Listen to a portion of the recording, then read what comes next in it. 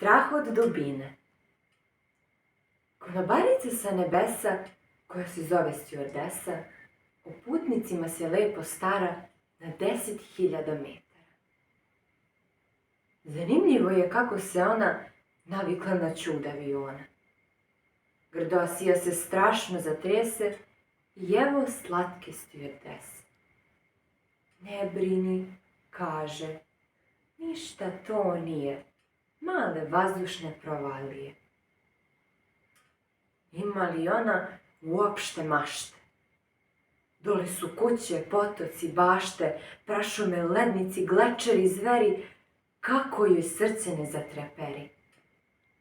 Kada preko okeana leti, da li se gladne ajkule seti? Zna li ona kako nema ni grizu? Šteta što sam dobio vizu. Vojna mašta mi samo smeta.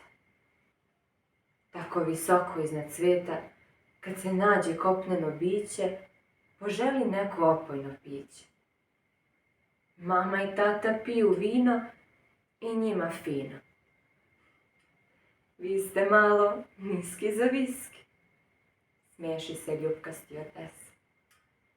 Priznajem, jes.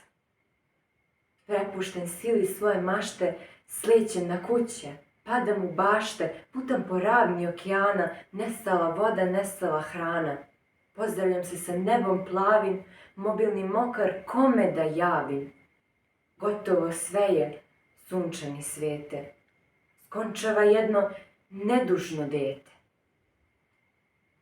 Pilot javlja, bliži se pista. Vezuje se putnika 300.